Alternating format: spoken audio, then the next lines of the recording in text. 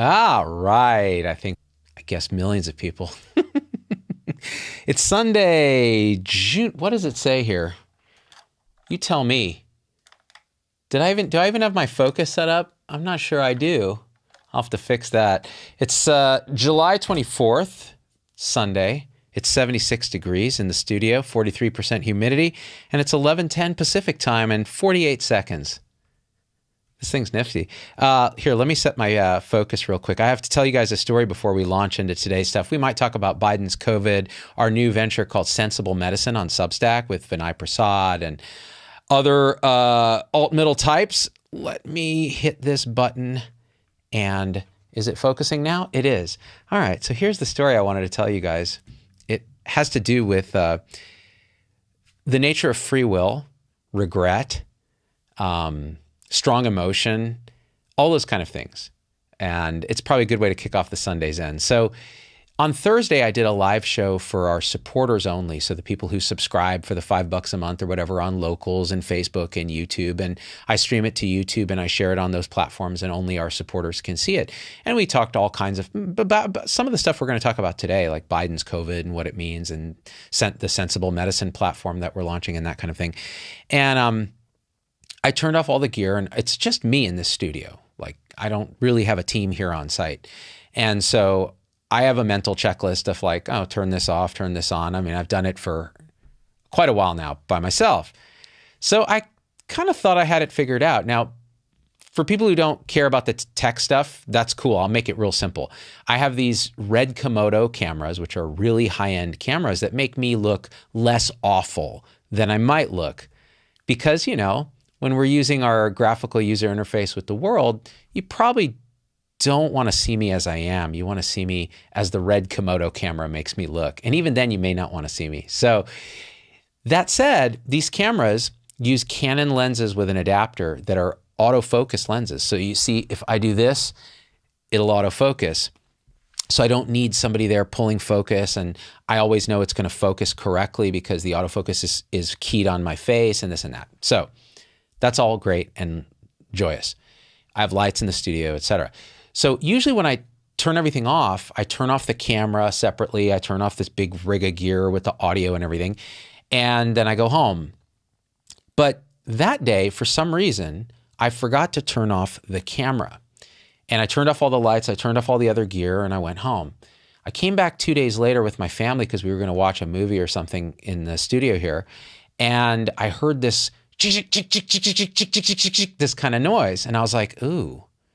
And you know, it's interesting when these kind of sensory stimuli will trigger an immediate kind of response. And it's usually an emotional response.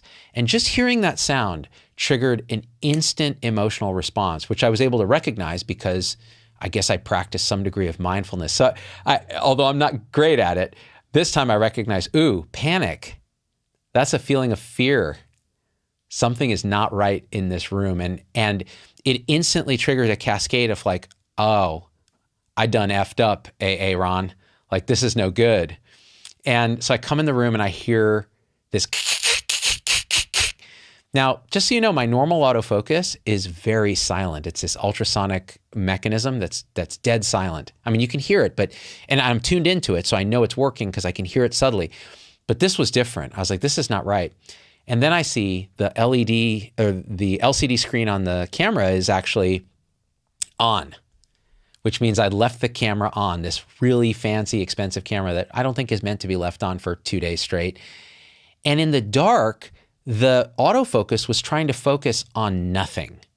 So it had been spinning for 2 days straight, beep, beep, beep, beep, beep, beep, beep, beep, beep, beep, trying to find something. But now it was grinding. So I turned on the lights, I looked in the lens. There's in the Canon lens, it's a Canon 1.4 fixed prime EF autofocus lens for people who care. It's full of black plastic debris. And the grinding was probably something in I'm just speculating, the autofocus just ground itself into nothing. So there goes a $450 plus tax lens, I mean, including tax lens, because I forgot to flick a button off. Now, I was watching my mind in this moment. The kids and the family were in the other room loading up Severance. We were watching the end of the last couple episodes of the Apple TV series Severance, which if you haven't seen it, it is outstanding. I think the first couple were directed by Ben Stiller. It's so good, you guys. You should watch it. Anyways, and they're not paying me jack, although they should be. Apple should pay me so much. I'm always endorsing their stuff just because I like it, except for the price. So I'm in here going, oh, you know, I am such an idiot. Like, these are the thoughts going through my head. What a moron. Like, you almost destroyed a multi-$1,000 camera. You did destroy a several $100 lens, and who knows what else is not working. And it's all your fault. Like, you're an idiot. Like, these are the thoughts that are going through my head, right? Like, stupid Zubin. And then there was the secondary sort of mindful witness watching of those thoughts. Because with a little bit of practice, you actually start to realize that thoughts are just appearances in consciousness, and they don't necessarily speak truth. They're just appearances in consciousness, like little ghosts. In fact, if you try to really pay attention to your thoughts, you'll pretty clearly see that they're made of nothing. And when you try to mentally approach them, they just either recede, they disappear, or they go to another thought. They're ghosts. So I'm watching these ghosts telling me what a piece of crap I am. And I'm going, how interesting. Like, the conditioned response starts with emotion, panic, then it goes to all this rumination of like, oh, what I should have done, what I could have done, what I might have done, what I ought to have done. Then it goes to identity. I am not very bright. I don't have a good memory. I'm not very organized. I've gone and done this. And then all the cognitive distortions, catastrophizing. What if the camera is broken? My whole life is over. What if, they've raised the price on the lens? It's just going to be this money. And what if this and that? And it all had to do with the I at the center of it, who was the subject of this cascade that is now going to suffer. And once I saw that, like once there was a meta-awareness of this cascade, in an instant, it was like, oh, thought. All of this is just thought. And it became clear too, because another thought arose, just get another lens, dude. Test the camera on Sunday when you do your live, and if it's broken, you'll deal with it. And if it's not, you'll deal with it. And then realizing, oh, there's not even a you who's dealing with it. So all this I could have, should have, would have doesn't matter, because everything is just happening. And this idea that we have control over anything is a fundamental basic illusion. So self-forgiveness of whatever self there is, which is also an illusion, is probably the order of the day. And you just got to let that ish go. But you also have to take responsibility for how your current intentions will influence the next present moment. So I made a note. I told Risa, my assistant, hey, I broke this lens. And she said, I will remind you now after every live show to turn off the camera, which is good. And now I have this in my awareness. So it's another thing that I can actually put in the mental checklist that is more important. So it's bumped up. So now I've set an intention. And intention is a kind of karma. It sets up a kind of a potentiality for the next present moment, because there's no future and past. There's just the present moment. Set an intention in this present moment. The present moment next is influenced by that intention. So just thought I'd let you guys know how insane I am. Let's read some comments. On the other hand, have you checked out For All Mankind? I saw it on Apple TV. It's a fantastic thought experiment. I haven't seen that one, Michelle, although if you're recommending it, I will definitely check it out because you are awesome. Sandra says, oh my, quite the thought track. Glad your mindfulness allowed you to move through it. I mean, but not without the initial burst of suffering. Now, here's the thing about mindfulness. And I think Buddhist teachings say this, and a lot of actual spiritual traditions say this, which is if you first are, there's sort of these three components of this whole process. One is the mindfulness. And the mindfulness is simply the keeping in mind. It's the remembering that you're trying to do something in the sense of your awareness on the present moment. So mindfulness is just the remembering that you're trying to do that. So part of the whole process is kind of training yourself to remember that when you start to notice suffering, you're tuned into self-suffering and the suffering of those around you. Once you notice it, it ought to set off a little meta-awareness, like, ooh, suffering. Why is that? Then you can focus on, oh, what's the cause of that suffering? Ooh, emotion and thought that I'm identifying with. And that's now reflecting on this sense of identity that, ooh, I made a mistake and I'm less than because of it. Oh, okay, so now I've noticed the suffering. I've noticed the cause of the suffering. What's the cessation of the suffering? And this is the heart of the practice, is looking back and going, what's suffering? Where's the I that I think is there? What do these thoughts mean? Are they anything? What are they made of? What's the nature of, and then the last step is the path out of suffering, which is looking at all of this as a practice of saying, oh, returning to the present moment, to the fundamental stillness in which all of this is happening, and realizing there's only this, and it could only happen this way, and a radical equanimity and acceptance that then conditions the next moment, which is, okay, that won't happen again. And the fact that it happened means that it happened. It's just this. So, and I'm not doing that whole sequence justice, but that's kind of how it plays out. And since this is Sunday Zen, I thought we'd talk about that to start.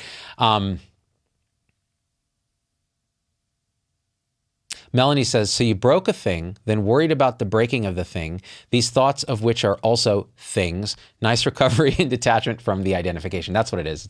And even things are just thoughts. These are just constructions, right? You can drop it all and be right here, right now. And by the way, speaking of right here, right now, so what lens am I using on my camera now since the other one's broken? So I ordered a new one from Amazon, and thanks to our supporter tribe, I can actually pay for it. The lens I'm using now is the lens I normally use on the guest camera, and it's an 85 millimeter, so it's more of a zoomed in image. So I had to move the camera way back into the corner to crop it in a way. But you can notice I'm still closer up than I might normally be than in my normal shot. And so it's a different look. The background's blurred a little differently. So everything happens for a reason. Maybe this look is a fun look to do for Sunday Zen. So in the end, the universe just unfolds, right? And camera gear is part of the unfolding. Hi, Dickie. Welcome. Shirley York says, even going through this right now, shoulda, woulda, coulda. Now, what kind of passion am I, or person am I? Well, what's done is done. What's said is said. I can learn to use this experience, but not dwell on it. Exactly. And actually, you said something there, the shoulda, woulda, coulda. That's a kind of cognitive distortion, the shoulda mind. People have said, dude, you've should all over yourself when you say should. Because should is a total, it's just a conceptual distortion. What do you mean should? Things happen as they do. You might like something to be a certain way. You might prefer something to be a certain way. But should, what does that even mean? Well, it really should be that way. Should it? Says who? Says what? Says what law of the universe? That I should have turned the camera off. No, you did what you did. Now, the question is, would I prefer to have turned the camera off and avoid having to spend a bunch of money for a new lens? Well, sure. But that's different than should. So stop shitting on yourself. Hey, Rigpa, how you doing? Everything happens. That's exactly right. Another way of saying that is, what is reality? And then the answer is just this. Just this. In the scene, just the scene. Just this, without adding concept, without adding filter, without adding label. It's just this. And a powerful meditative practice is to just see what is in front of your face. Drop all the conceptualization, drop the past and the future and the story and the baggage and the personality, and see your senses open as they are. It's like a relaxing down and an opening out and just accepting. And that'll last for like a second at first. And you'll be like, oh, and then thought will come back in and be like, oh, it's this and it's that and it's this and it's that and you have this to do and that to do. But so that's the practice. And the more you are able to drop into this stillness of this moment and then experience your senses, as they are. They stop becoming your senses. And then something remarkable happens where it's just this with no observer. You and the environment are not two. That's the heart of non-dual practice. It's all just this happening radiantly in this moment to no one. It's like the universe self-experiencing, and that's you. Even that concept of identity kind of disappears. There's almost the whole paradigm of identity can drop, and it's just radiant aliveness now, because there's what else is there? And what is there to push and pull on when it's all just this? It's all perfect. So I digress, although maybe I'm just progressing. Patrick says, stop shitting on yourself. Yeah, I mean, I didn't invent that line. There's a lot of psychiatrists who use that terminology when they talk about cognitive behavioral therapy. So the kind of should mind is a cognitive distortion. So is another thing I did when I walked in and heard this thing in the emotional cascade and the thought. One of the thoughts that came up was, if this camera is broken, I've ruined everything. Like that's a cognitive distortion called catastrophization. I'm catastrophizing. Like I've taken something that really isn't a catastrophe, and in my mind I've spun it to be the end of the world. Like, oh my gosh, I've destroyed my red Komodo autofocus camera by leaving it on for 2 days. But in reality, I destroyed the lens. But let's say I had destroyed the camera. Would that be the end of the universe? No. Wouldn't be anything. I mean, imagine the NASA scientists sent up a $10 billion space telescope. If one out of, I forget how many fail points there were, like 600 potential irreversible fail points, had happened, that $10 billion piece of equipment would be a brick floating in space, unusable. And even that's not a catastrophe, right? It's just really bad by human standards. So, I started catastrophizing, and then I recognized it. I'm like, now this is catastrophizing. There are a lot of other cognitive distortions, overgeneralization, like taking one thing that happens and generalizing it to everybody, black and white thinking, like the world is just good and bad people, and if they show a little bit of bad, they're all bad. There's a bunch of these cognitive distortions. We'll do another show on this. I've done shows on this, but I think it's very important because it relates right into our experience during the COVID pandemic. It relates to healthcare. It relates to personal growth, all these things. These cognitive distortions are powerful when you recognize them because they're all based in thought. They're all identification with thought, which is the fundamental teaching is you're not your thoughts. So you can start to recognize, disidentify, and then drop into presence, which is infinite. When people say, oh, this present moment is infinite, what does that mean? Well, I had John Aston on the show recently, and we talked about this. Like, explore the present moment without labels, without conceptualizations. See if you can find a boundary, an edge between where you are and where the environment begins and where your perception ends. See if you can find a sharp edge. And you'll say, oh, no, but there are walls and there's skin and all that. No, really? Look in your experience without the labels, skin, etc. Look at your raw experience. Is there a boundary or an edge? Really feel into the space around you. You can do it right now. I'm doing it. Well, let's do it with me. So I feel sensations in my face and in my hands. I have my hands clasped on the desk. The desk feels solid. I'm putting labels on it. Desk, I can feel my mind doing that. Now, let me feel where my hand touches the desk. Is that a sharp delineation between hand and desk, or is it just a cloud of energetic, indescribable experience that extends into what I don't know, but it has no boundary, has no edge that I can feel? Just like the sensations in my face, where do they end? They're indescribable and without bound.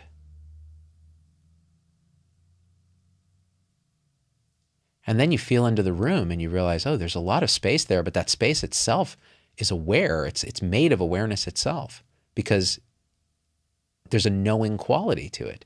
You know the experience around your body and in the room. What's that? kind of feel into that. That's the practice. If you did nothing but that for 30 minutes a day or throughout your day, try it. Forget what the result is. Just try it. Phil Streza says, how long do you think the labor shortage in healthcare is going to last? I think it depends. If we get a big recession, there'll be less of a labor shortage because people will go to the recession-proof parts of the economy like healthcare. But if people have really started to wake up from the pandemic and realize, wow, we're treated like crap in healthcare, we're not allowed to be our authentic selves, we're not given the tools, resources, and autonomy to do our jobs, they're going to stay away, and there's going to be more of a shortage. And it's true in airlines, it's true in a lot of sectors of the economy, as people start to wake up and realize, I've been living somebody else's story here. What am I doing? So I think that's going to transition. But if it doesn't, if our recession drives people to back lower down Maslow's hierarchy to trying to fulfill the fundamental need for security, food, safety, warmth, that kind of thing, our healthcare worker shortage will improve because people will go where the need is. And they need to support their families, right? So, but once you start shifting up Maslow's hierarchy to more self-actualization, you'll see a lot of people in healthcare realizing, okay, the standard model is not working. We need a new one. By the way, I'm going to do a show on Amazon's purchase of One Medical, and the reason is One Medical is a primary care, publicly traded primary care company that uses a membership model. One Medical acquired our turntable health partners, Iora Health. My friend Rashika Fernandapillay runs a year ago in a really big deal to try to expand basically the turntable model that we were using. Health coaches, intensive preventative primary care for sick patients in the Medicare Advantage space is what Iora does, mainly focuses on post-turntable, where we kind of cared for everybody. They were starting to incorporate that into One Medical, and now One Medical is purchased by Amazon. So Amazon can either screw this up by destroying everything and trying to turn it into a commodity, or they can actualize Health 3.0 in a way that we never had an opportunity to do before. So it's a really interesting thing. So I'm definitely going to talk about that in a separate video. Sandra asks, how are the Z-Pups? They're great. They're at home right now. My 14-year-old wakes up at like 11 now because she's a teenager and it's summer. So we're going to sternal rub and get them out of bed and go about our day after this. Vicky Doc, if people stop going into healthcare careers, we need to rethink how much healthcare actually promotes health. Vicky Doc, who's a supporter of the show, is a family medicine doc in Florida, I believe, if I'm correct, and married to a physician as well. And she has just now nailed the fundamental premise, which is a lot of what we do in healthcare is unnecessary, it's harmful, it's not thought out, it's not evidence-based. And this is the premise of the other thing I want to talk about. We'll talk about Biden in a second. Sensible Medicine, which is our new platform. And on our editorial board, it's like me, Vinay, John Mandrola. He's a cardiac electrophysiologist who's written extensively about medical conservatism, meaning don't do stuff that doesn't work. And listen to your patients, what they're really asking you for, and be present. Marty McCary, Adam Sifu, and others on our editorial board. And it's a Substack space. I put a link in the description for this video where it's going to be an open place for people with divergent opinions on and mainstream opinions to write pieces, do podcast stuff, video.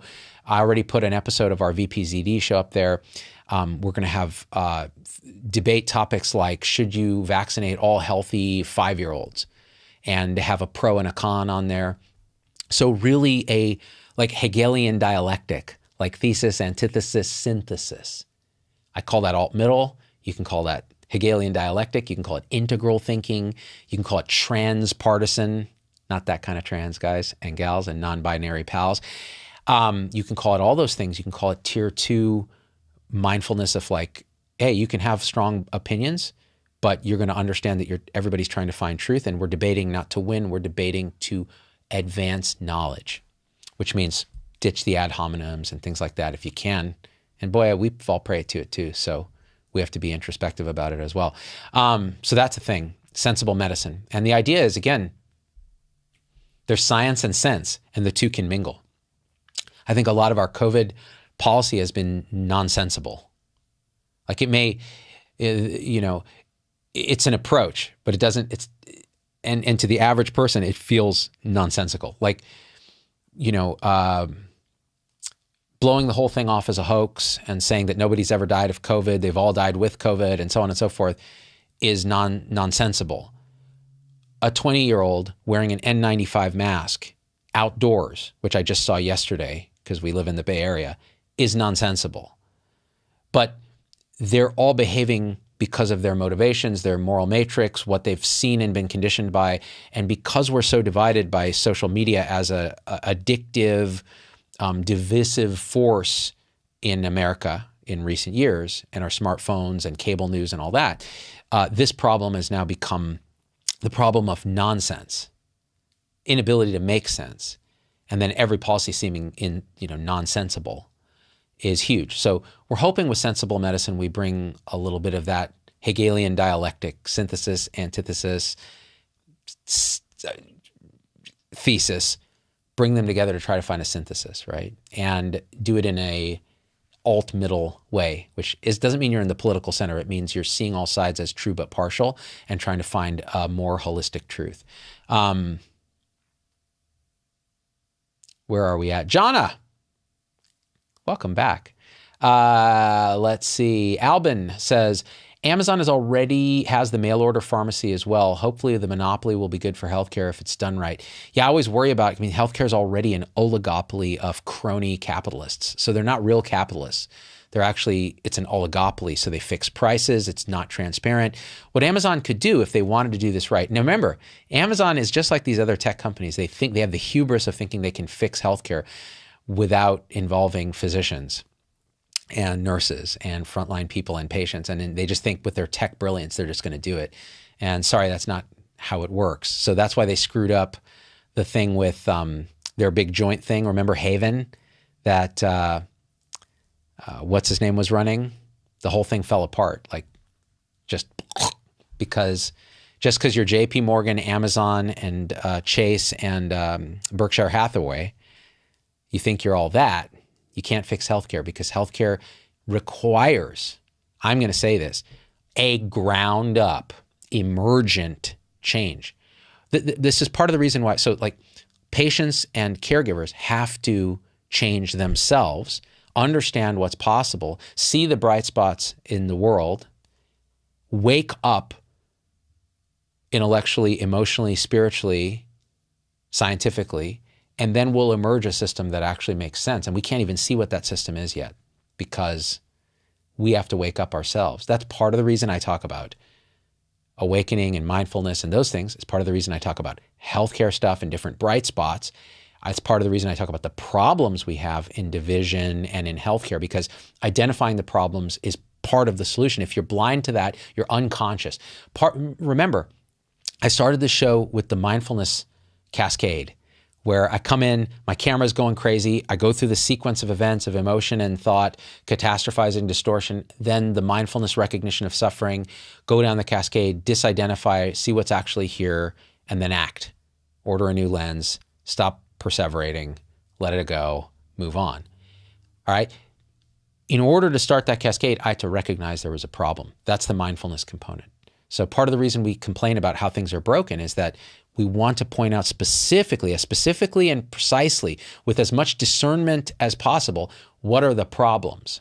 And then we can, you're 50% of the way to finding solutions just by identifying the problem correctly. If you misidentify the problem, you're spinning wheels. Like this is why Health 2.0 never worked. Oh, the problem is we're not efficient enough. So let's design an electronic health record and different Toyota processes to improve efficiency. Okay, was that the problem? It may be one of many problems, but that's not the prime problem, right? That's not the prime problem. So that's the deal. Hey, thanks for the super chat, Jordan McGregor of the Clan McGregor. Hey, Z-Dog, I've always enjoyed your channel and videos, mate. Oh, that's nice. You didn't even have a question. You just want to say something nice and support our show. You are awesome and triply awesome. All right, let's go back to some comments. Melanie says, healthcare providers need to feel connected to the whole in order to feel valued. Bring back the in-service culture and pay people what they're worth. Okay. The sense of connection to a whole is crucial. The sense of meaning and purpose is crucial. If you watch the show Severance, which I started out talking about on Apple, the premise is, I won't give spoilers, the premise is that these individuals choose to have their mind severed into a work mind and a life mind. And the two do not share memories at all. So it's almost like they're separate people with the same personality traits, but they're separated. So the minute the person walks into the office, it's spatially recognized. It turns on that second person. And that's a true work-life severance. Now, there's a lot of ethics inside. It's a beautiful show because it explores the bioethics of this, the morality, what does identity mean? What makes you you? What does that mean? I mean, it's profound spiritual questions and biological questions. But the point is, the people at work are indoctrinated in the work culture because they have no outside to interfere with. And so they get their sense of meaning from this almost religious cult-like devotion. But once things start to crack and they realize, oh no, what I thought we were doing isn't what we're doing, they're no longer all in. So this is crucial, the sense of connection to a higher purpose, to a purpose. And that higher purpose could be other humans. It could be a religious deity. It could be the universe itself. It could be living truth. Like, I have a connection to, I want to know what living truth is. What is this? And what I do in the world somehow connects to this living truth of what I am and expresses. So, that's a piece of it. Melanie, thanks for the super chat. I just queued up Severance, but I haven't started it yet. She says, yeah, you're going to love it, I think. Yeah, it's a kind of dystopian thriller. All right. Now, Biden's COVID. So I promised we'd talk about this in the title, and some people probably tuned in to hear me ramble about this nonsense. Let me tell you what I think. So here's the deal.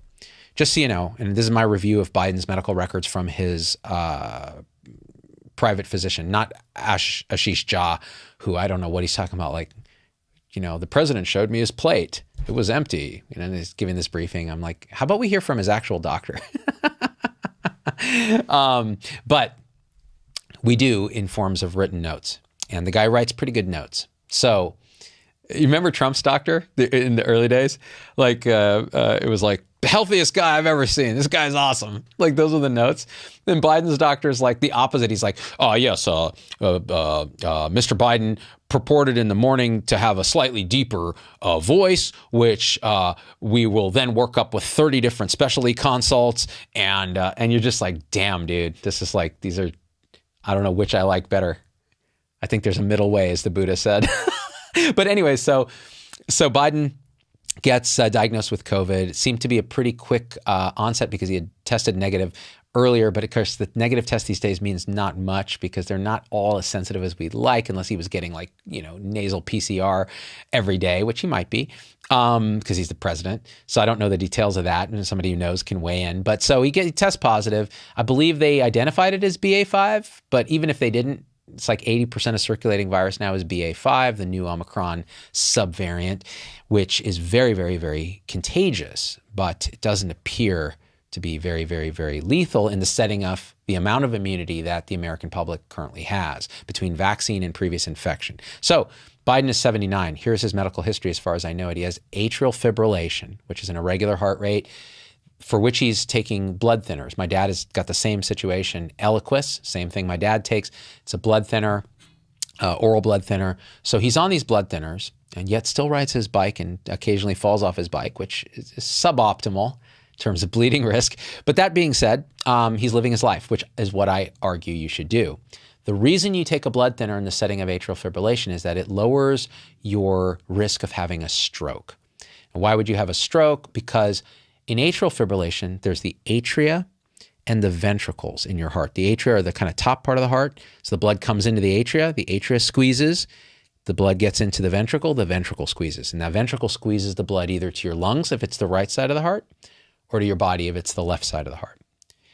Now, the atria are like the little waiting room. I forget the Latin root of atria, atrium. It's like a waiting space. So it fills and it gives you a little kick of blood into that fills up then the ventricle that then stretches the ventricle, which allows it to squeeze a little more.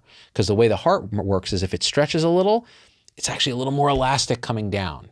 And that's not quite the physics of it, but let's just say a little bit of stretch gives you a stronger squeeze with the heart. So that atrium is useful to give you a little bit of more cardiac output, more blood output from the heart. I don't know why I'm talking about all this. It's just kind of fun. So when the atrium and the ventricle are coordinated, things go pretty well.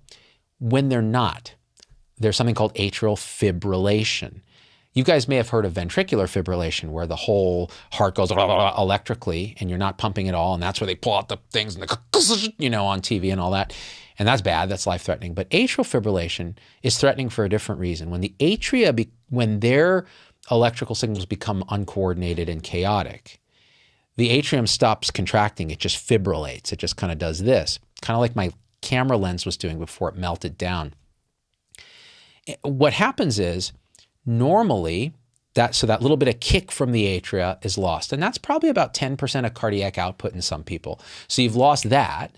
But then the second thing is, because the atria is not squeezing, blood can pool and kind of accumulate in parts of the atria, particularly on the left atrium. There's a thing called the left atrial appendage, which it's kind of like a little cul-de-sac where blood can accumulate if it's not being squoze by the atria. And in atrial fibrillation, that blood can accumulate. And because it's not moving, static blood tends to clot. So you can get a blood clot. Now, why is that bad? A blood clot in part of the heart? Well, because if it sits there, it's fine. If it breaks off, where is the left heart going to pump? To the body. And one of the prime locations of the body that the left heart pumps to is up through the carotids to the brain. So if that little piece of blood clot breaks off the atrial appendage because it's fibrillating, gets into the left side of the heart, up into the carotids and into the brain, it can block off a vessel to the brain, which can cause a stroke. So the reason we do blood thinning in some patients with atrial fibrillation, not all of them, because the risk changes with age, with other diseases you have, things like that, is that it might lower your risk of stroke from, say, 5% down to 2% or 1%. Doesn't eliminate it, but it can lower it. So people say, oh, on average, if you treat this many people with atrial fibrillation, you'll prevent this many strokes with a bleeding risk of this, because the downside of blood thinners is bleeding into your gut, bleeding into your brain if you fall and hit yourself, other kind of bleeding. So that's kind of the story. So why does this relate to Biden? For the following reasons. Biden has atrial fibrillation. When he was diagnosed with COVID, they said, okay, he's in the elderly age group, has atrial fibrillation. He's at higher risk for hospitalization and severe outcomes of COVID, even though he's had 4 doses of the COVID vaccine. So, and he's otherwise quite healthy. So they said, okay, he's a candidate for Paxlovid, the Pfizer product that's an antiviral that can reduce your risk of being hospitalized and therefore, potentially dying. So he takes Paxlovid. Well, it turns out Paxlovid interferes with the metabolism of multiple medications, one of which may be Eliquis, the other of which is another medication that Biden takes because he has hyperlipidemia, high cholesterol. So he takes Crestor, which is rosuvastatin. It's a statin drug. And his lipids are almost dangerously low. Like his LDL cholesterol is, I forget, it was like 40 or 50. It's really low. So it's working almost too well. Paxlovid can interfere with the metabolism of the Crestor and presumably the Eliquis. So they may have had to pause those medications to give the Paxlovid. Now again, I haven't read the latest notes, so maybe they didn't, but I did read early on that they were planning to hold those. So you guys can correct me if this is wrong, but it's a good thought experiment. Like, forget about Biden. This is a good thought experiment of how you do medicine. right? So now, the pharmacist is saying, oh, this is going to interact with this. So if you're going to give Paxlovid, it's going to be a 5-day course of 3 pills twice a day. You have to weigh, okay, so if he's got to be off Eliquis for all those days, what's his risk of stroke in the meantime? It's actually quite small. What's his risk of being off the statin? That's negligible because his cholesterol's already so low. So what's the benefit of the Paxlovid? Maybe preventing him from being hospitalized. Although you could argue that his risk is already quite low because he's so heavily vaccinated. I mean, he guys did everything CDC said as far as what vaccine is for that age group. So they, I think, elect to give him Paxlovid. I don't know if they're still holding the Eliquis. Let me read some comments, see if someone knows more than I do about that.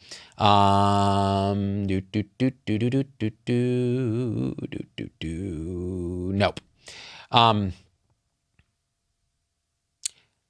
So, oh, and by the way, like he's had like reflux and other things too, some other things they were documenting in his note from November of last year, which I read. So all that being said, I think he's going to do fine. Just like Trump did well, even pre-vaccine, but Trump ended up getting the sort of inpatient. So he got admitted, ended up getting the steroids. He got monoclonal antibodies. I forget what else Trump got. I don't know if he got remdesivir. He might have, but I don't remember. But, Trump improved pretty rapidly too. So what's the punchline here? You got a 79-year-old president, and it makes the press, but hardly barely. I mean, I don't think there are a lot of people worried that Biden's going to die of COVID. Why? Because we're at a part of the pandemic now where your own risk management is entirely in your own hands. Biden chose to get vaccinated because of his risk factors. He got the 4th dose because of his risk factors. He's in a sort of high-risk profession, sees a lot of people. And we have Paxlovid as another step for high-risk people. By the way, young people taking Paxlovid, why? Why are you doing that? All you're going to do is generate resistance, unless you have risk factors. So Biden's a great example of where we are in the pandemic. The ball's in your court. I don't see how mandating masks for kids changes that. I don't see how mandating the vaccine changes much of anything at this point. It's apart from creating psychological reactance, resistance, and generalized lack of trust in public health that is then going to bleed over into other aspects of what public health has to do, like monkeypox and other nonsense like that. It's not nonsense, but you know what I mean? So why? And I think in many parts of the country, it's done, right? But in places in the coastal elite areas like where I live, it's not done. And people, I mean, you got young people wearing N95 masks. Now, you can make your own decision. You could say, I'm a young person. I live with an elderly person who refused to be vaccinated. I'm worried about them. I'm going to wear an N95. Okay, fine. That's great.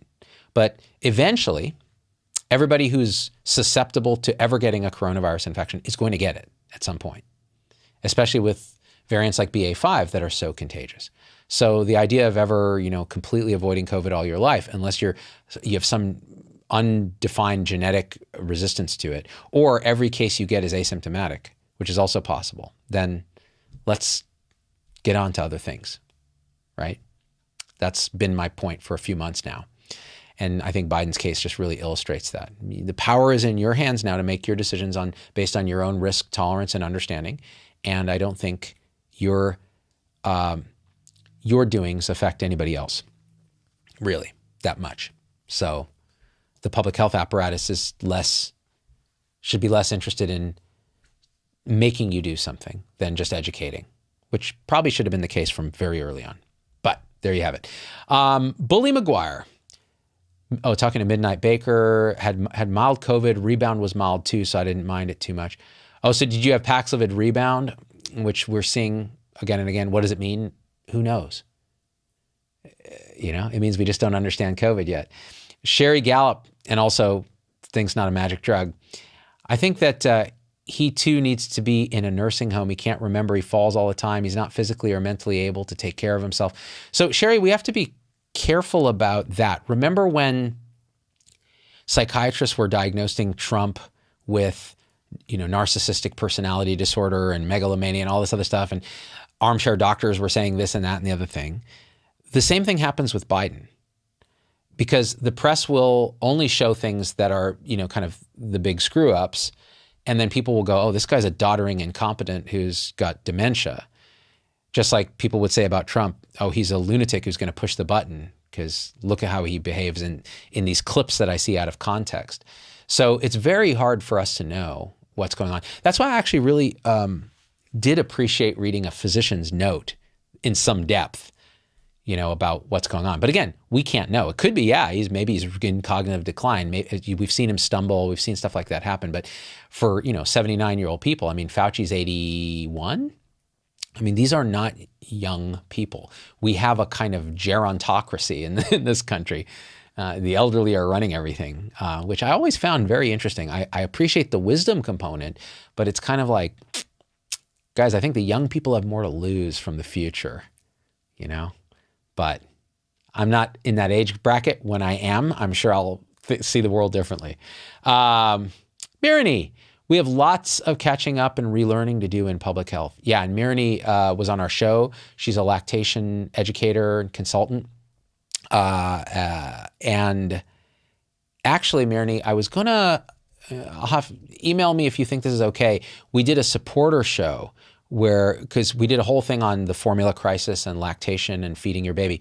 And then we did a version for supporters only that was much more like off the cuff and short kind of sound bites of different things, which if it's okay, I'd just like to make that just public. I don't want to edit it or anything.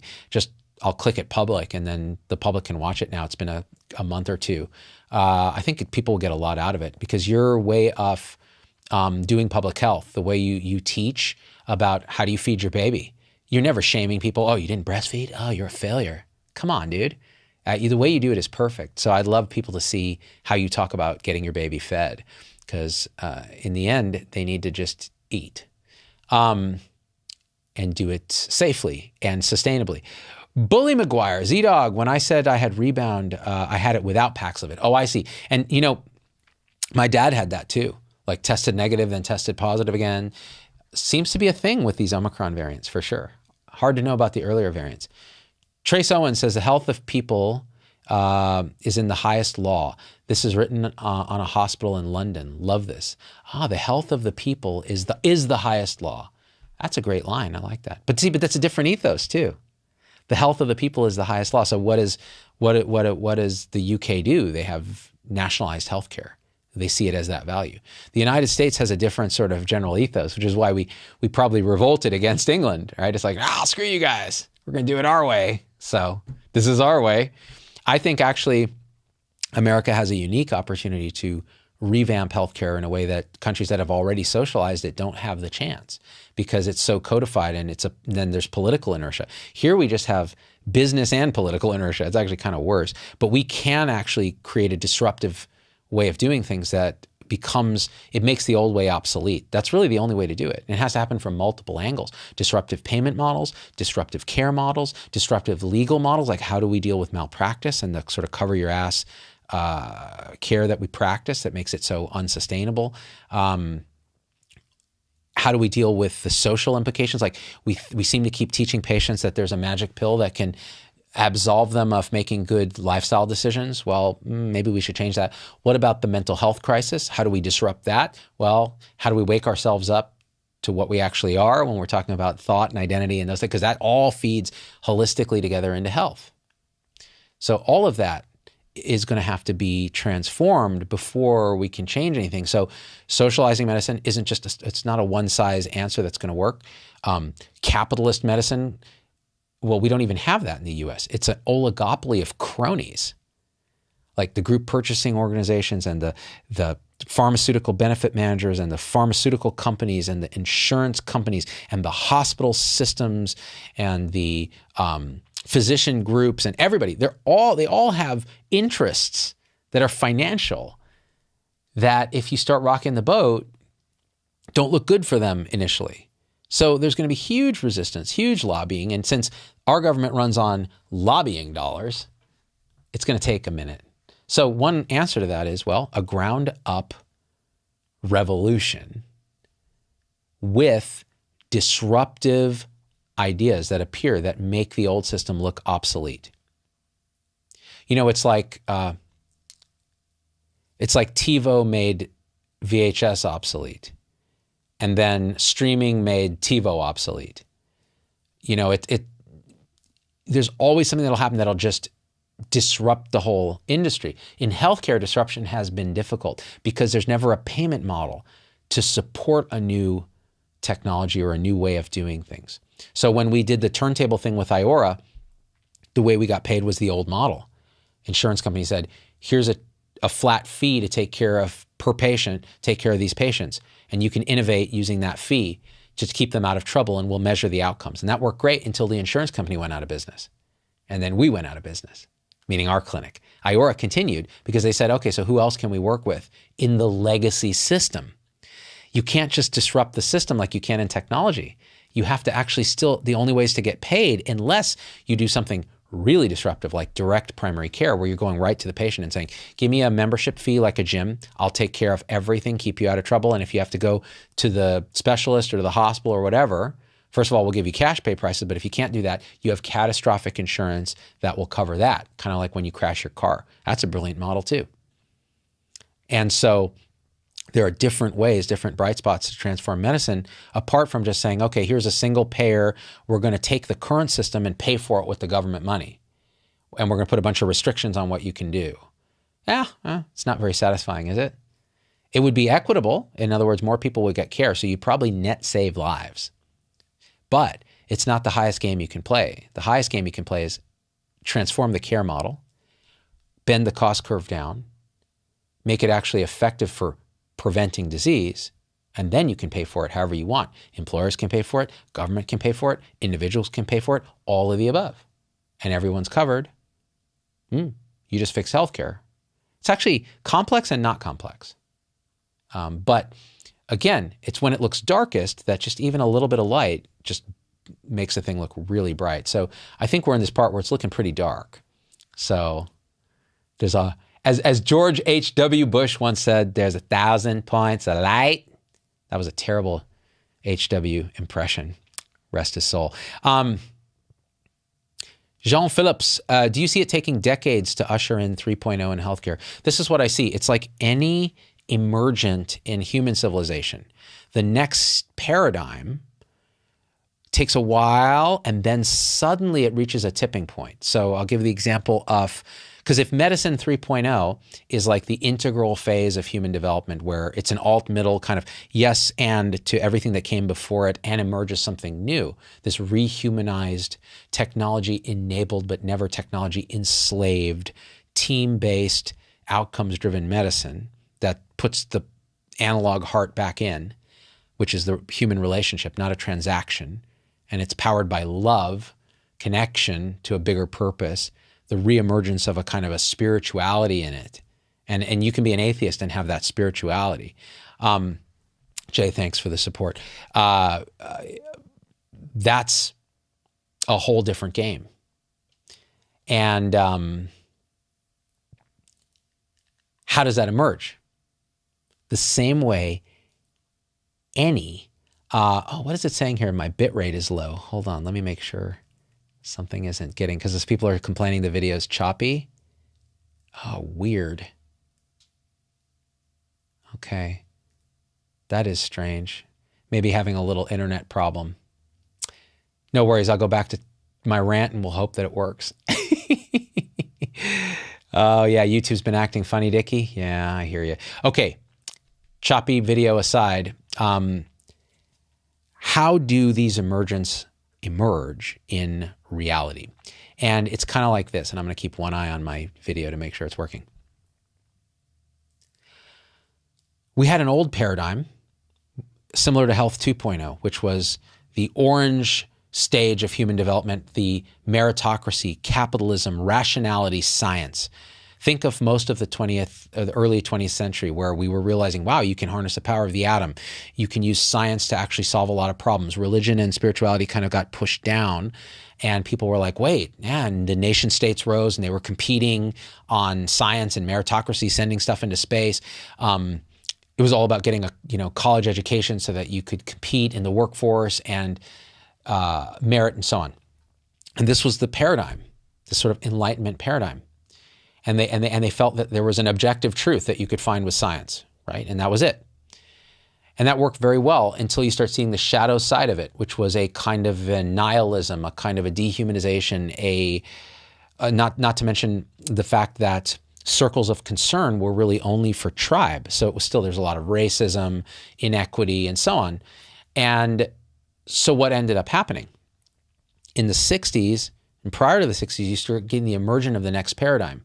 And you see little spots appear, Martin Luther King Jr., you see different shifts of women's rights, the rise of sort of more equity-minded thinking, anti-Vietnam War, because they saw Vietnam as, again, oh, wow, this is what happens when these big atheistic powers are like fighting each other. And people are dying and so on, and we should care about a Vietnamese child as much as we care about our own child. So the next emergent, the green, pluralistic, postmodern emergent, where they're saying, oh, look, all viewpoints are actually valid. We ought to widen our circles of concern to other people that don't look and feel like us, and so on. And that started to reach a tipping point where about 10% of the population kind of is in that level of development. Then it suddenly reaches cultural saturation very rapidly. It's like a phase shift. And you see from the 60s, then into the 70s, and then boom. Now the predominant popular culture is postmodern, pluralistic. And what happens when it becomes dominant is you start to see the shadow side of it more. Over wokeness, cancel culture, sort of deplatforming people, the enforcing of language around pronouns and the cognitive distortions of the world is divided into good and bad people who are in this postmodern wokeness, and everybody else who are racists or transphobes or homophobes or whatever it is, right? And so you see the downside of that, but you see how rapidly that took over the green meme. Well, the same thing's going to happen in healthcare. 2.0 is the predominant variant now.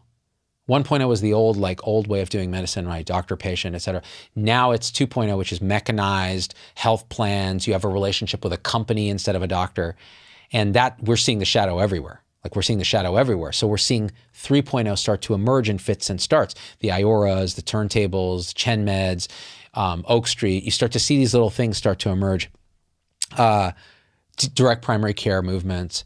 And then you'll see a tipping point when 10%, and it's disruptive enough that you see it's way better. Patients are like, this is way better. Then employers go, hey, it's cool to do this now. Employers pay for about 50% of healthcare in this country.